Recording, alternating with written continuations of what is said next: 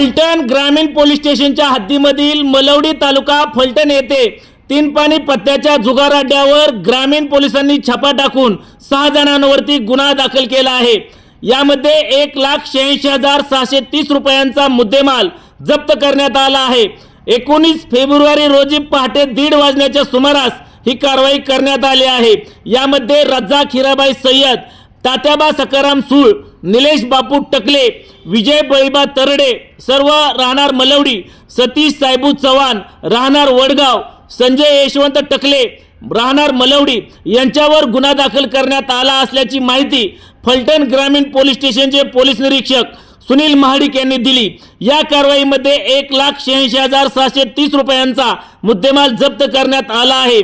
फलटण ग्रामीण पोलीस स्टेशनचे पोलीस निरीक्षक सुनील महाडिक यांच्या मार्गदर्शनाखाली फलटण ग्रामीण पोलीस स्टेशनचे पोलीस उपनिरीक्षक जी.बी. बदने, पोलीस नाईक कदम, पोलीस नाईक जगदाळे दडस काशीद यांनी या कारवाईमध्ये सहभाग घेतला।